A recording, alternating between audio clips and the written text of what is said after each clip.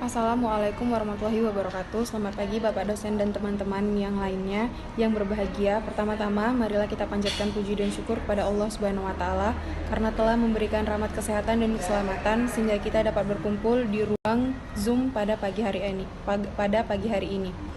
Hadirnya kami di sini yaitu untuk mempresentasikan hasil kerja dari kelompok kami. Dan di sini kami dari kelompok 3 yang beranggotakan saya Putri Anissa sebagai moderator, kemudian ada teman saya Bella Silfitri Sinambela, Widiana Sinaga, dan juga Muhammad Renaldi. Sesi presentasi kali ini dibagi menjadi 3 sesi, yaitu sesi yang pertama sesi pembuka oleh saya sebagai moderator, sesi kedua yaitu sesi penyampaian materi, dan sesi yang ketiga yaitu sesi penutup. Untuk mempersingkat waktu, marilah kita masuk kepada sesi yang kedua yaitu sesi penyampaian materi.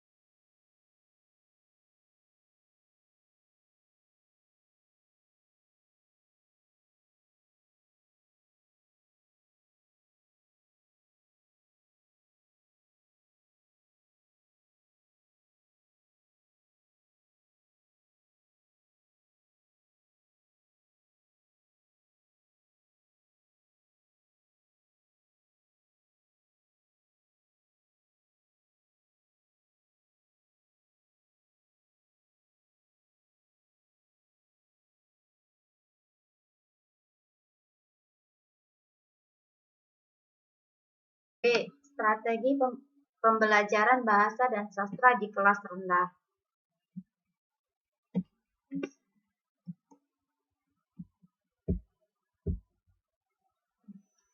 Pengertian strategi menurut beberapa ahli yang sudah kelompok kami simpulkan yaitu bahwa secara umum dapat didefinisikan strategi itu adalah rencana tentang serangkaian manuver yang mencakup seluruh elemen yang kasat mata maupun yang tak kasat mata untuk menjamin keberhasilan mencapai tujuan.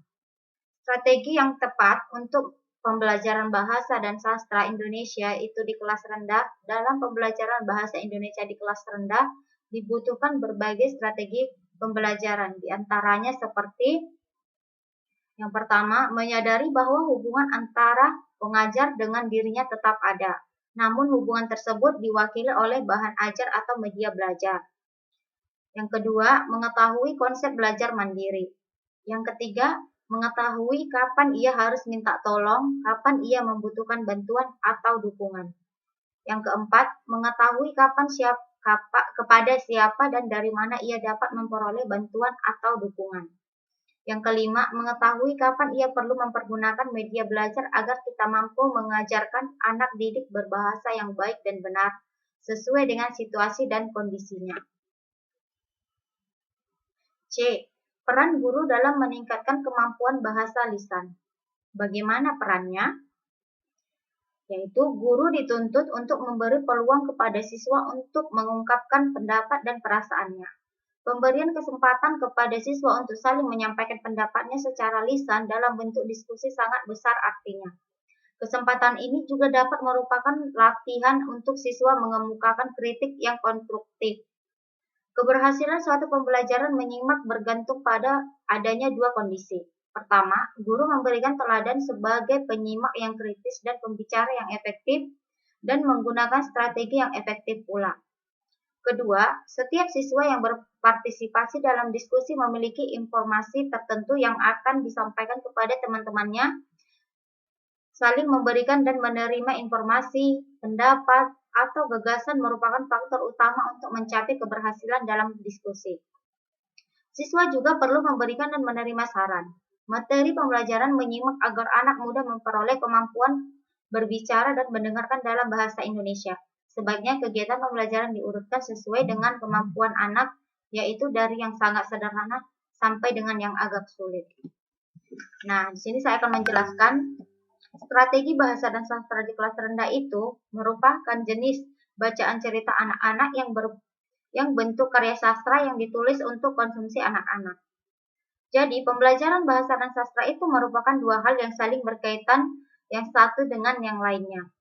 Dalam pembelajaran sastra tidak dapat dilepaskan dengan pembelajaran bahasa, karena bahasa sebagai sarana untuk menyampaikan gagasan dan perasaan kepada orang lain, baik secara tertulis maupun secara lisan. Dan peran guru dalam meningkatkan kemampuan bahasa lisan, yaitu maka sebaiknya guru maupun siswa bertanggung jawab untuk mengemukakan pandangan dan pendapatnya. Dengan demikian, setiap anak mengerti bahwa menyimak merupakan bagian yang penting sekali untuk mengembangkan keterampilan berbahasa lisan. Sekarang masuk yang bagian keempat, yaitu strategi pembelajaran menyimak di sekolah dasar. Nah, ada tujuan menyimak pembelajaran di sekolah dasar, yaitu keterampilan berbahasa yang pertama kali harus dikuasai oleh manusia sebelum menguasai keterampilan berbicara, membaca, dan menulis. Mendengar atau menyimak adalah suatu yang bersifat refleksi seperti hanya dengan bernafas. Nah, jadi menyimak adalah sesuatu yang sudah dengan sendirinya berjalan bergerak dan tidak perlu diajarkan. Namun, dari pihak lain mengemukakan pendapat menyimak perlu diajarkan karena tanpa kemampuan menyimak tidak akan 14 Jurnal Pendidikan Penabur nomor 11 tahun ke-7 Desember 2008. Nah, pendekatan dan strategi pembelajaran bahasa dan sastra Indonesia di SD mungkin diperoleh keterampilan yang lain. Menyimak pada dasarnya adalah keterampilan dasar yang mendasari keterampilan yang lain, seperti membaca, menulis, dan berbicara. Di sini pembelajaran menyimak di SD meliputi pengertian, tujuan, jenis, dan teknik. Nah, pengertiannya yaitu menyimak adalah mendengarkan dengan penuh pemahaman, apresiasi, dan evaluasi. Nah, adapun tujuannya yaitu ada dua, yaitu khusus dan umum. Khusus dan umum. Nah, yang bersifat khusus, dia memperoleh informasi seperti menangkap isi dan memahami makna. Nah, sedangkan yang tujuan umum yaitu mendapatkan fakta, menganalisis fakta, mendapatkan inspirasi, dan menghibur diri. Nah, sekarang kita masuk ke jenis. Di jenis ada dua macam, yaitu menyimak intensif dan ekstensif.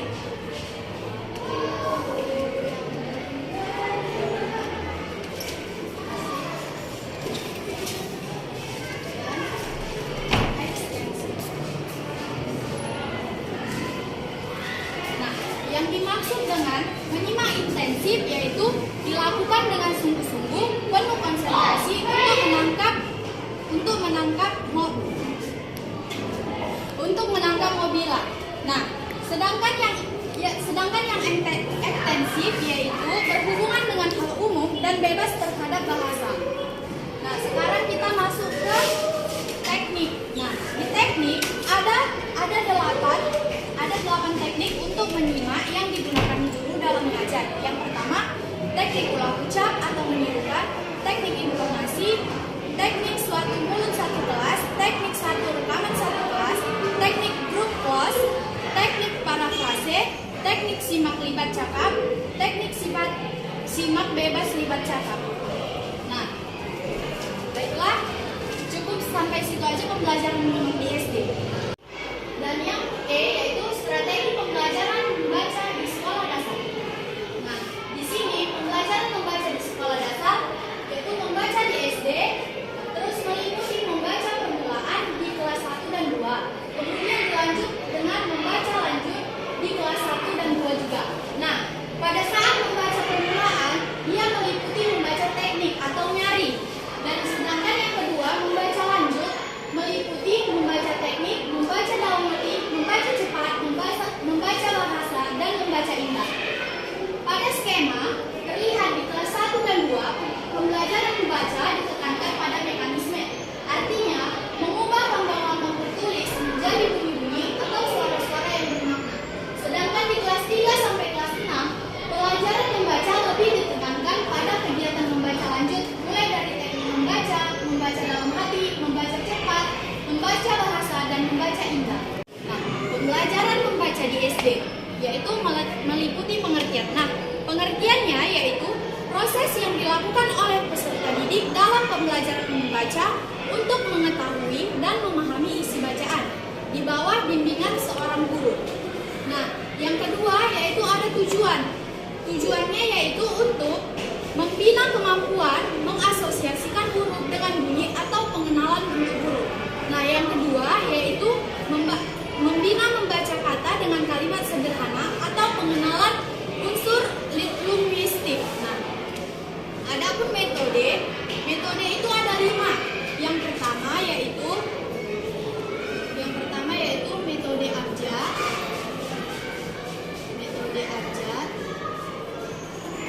Yang kedua, bunyi. Yang ketiga, kata. Yang keempat, suku kata. Yang kelima, metode kalimat.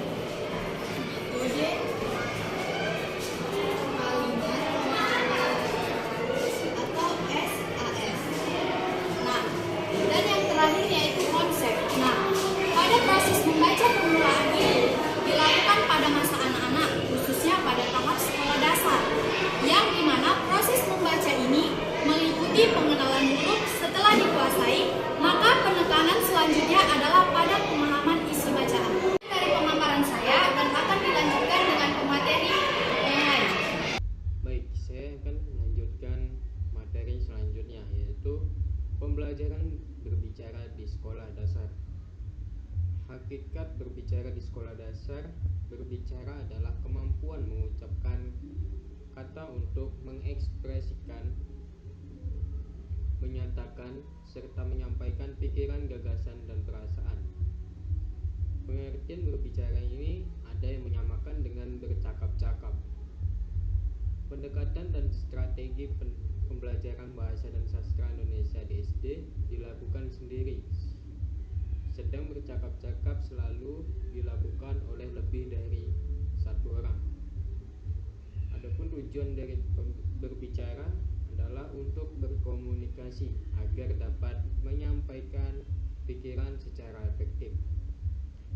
Oleh karena itu, sebaiknya pembicara memahami segala sesuatu yang ingin dikomunikasikan, yaitu pembicara harus tahu terlebih dahulu apa yang ingin dia bicarakan.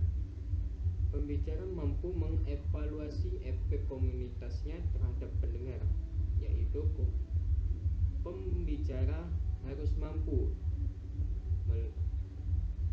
melihat efek dari pembicaraannya. Apakah efek ini bisa disebut dengan respon? Apakah responnya baik ataupun buruk? Pembicara mampu mengetahui prinsip-prinsip yang mendasari segala pembicaraan. Adapun prinsip-prinsipnya yaitu membutuhkan paling sedikit 2 orang, mempergunakan suatu sandi linguistik yang dipahami bersama-sama,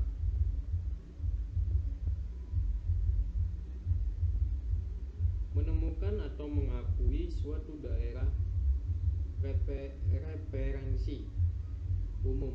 Daerah ini mungkin tidak selalu mudah dikenal atau ditentukan, namun pembicaraan menerima kecenderungan untuk menemukan satu di antaranya. Untuk mendapatkan hasil pembicaraan yang baik, ada beberapa hal yang harus diperhatikan oleh pembicara. Antara lain, pemilihan kata-kata yang tepat dan mengena agar lebih mudah dipahami, pemikiran yang sehat dan urutan gagasan yang nalar, struktur kalimat yang baik, jelas dan betul, suara yang baik, mudah didengar dan dimengerti, supaya pembicara dan pendengar saling memahami. Adapun pelaksanaan pembelajaran berbicara di sekolah dasar, yaitu anak-anak yang masih muda dalam berpikir dan berpengalaman dapat diberi pelajaran berbicara melalui gambar-gambar. Gambar-gambar ini bisa disiapkan oleh guru. Gambar ini bisa didapatkan dalam buku tematik. Tujuannya ialah agar lebih mudah mendorong anak-anak menceritakan apa yang ia lihat pada gambar tema.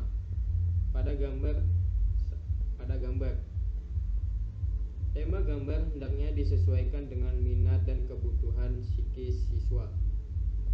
Pada kelas tinggi, yaitu kelas 3 sampai kelas 6, siswa sudah dapat mengembangkan fantasinya atau daya khayalnya. Oleh karena itu, gambar tematik dapat dibuat penuh khayal. Justru unsur khayal ini dapat membuat pikiran siswa hidup atau nyata. Media gambar inilah yang paling efektif untuk meningkatkan kemampuan berbicara anak di sekolah.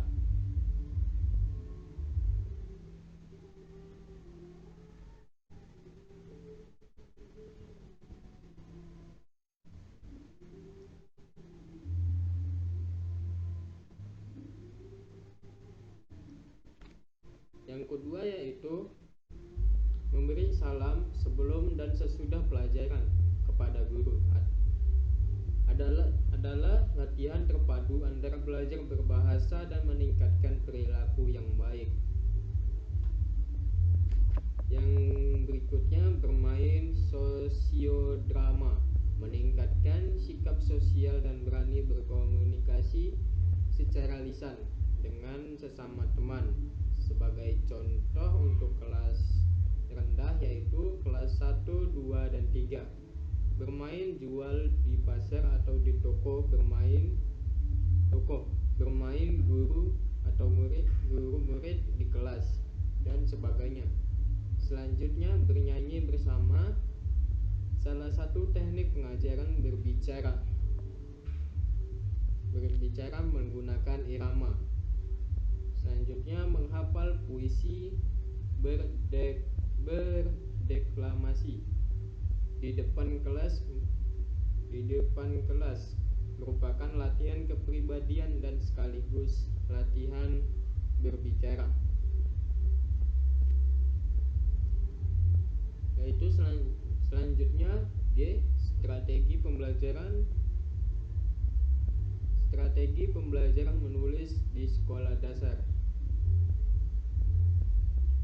Menulis atau mengarang adalah mengorganisasikan ide menjadi rangkaian yang logis. Menulis juga merupakan tindakan atau melakukan pikiran atau perasaan.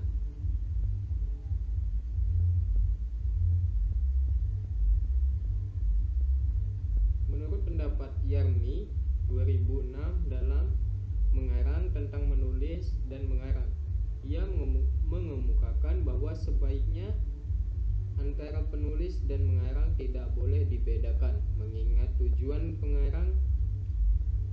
pengajaran pengarang yang tersusun secara sintaksi dalam GBPP pun tidak dipisahkan antara menulis dan mengarang.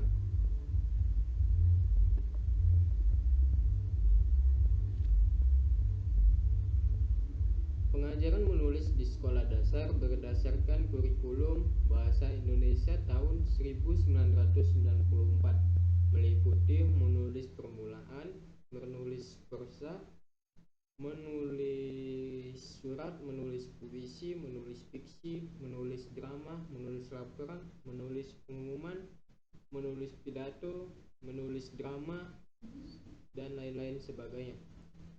Yang selanjutnya, menulis persa. Menulis persa memiliki 5 jenis, yaitu deskripsi, eksposisi, argumentasi, narasi, dan persuasi. Persa deskripsi yaitu lukisan yang membangkitkan kesan atau impresi seseorang melalui uraian atau lukisan tertentu. Umumnya, deskripsi menceritakan tentang sketsa perawatan, pemandangan suasana ruang, dan sebagainya.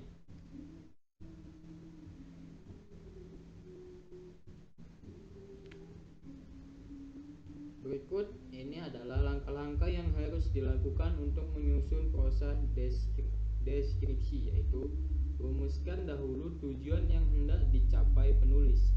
Amatilah dengan seksama objek yang dijadikan topik dalam penulisan tersebut. Buatlah perincian tentang apa yang didengar, dilihat, dirasakan oleh penulis mengenai objek tersebut, terutama yang berhubungan dengan tujuan penulisan. Berikutnya yaitu eksposisi. Eksposisi adalah tulisan yang berupa paparan yang berisi kupasan, uraian ataupun tuturan yang bersifat penyuluhan tanpa mengandung paksaan kepada pembaca. Selanjutnya yaitu argumentasi. Argumentasi adalah paparan yang terdiri dari alasan atau penyentesisan pendapat untuk membangun suatu kesimpulan. Argumentasi digunakan penulis untuk meyakinkan kebenaran pendapat. Gagasan atau konsepsi sesuatu berdasarkan data dan fenomena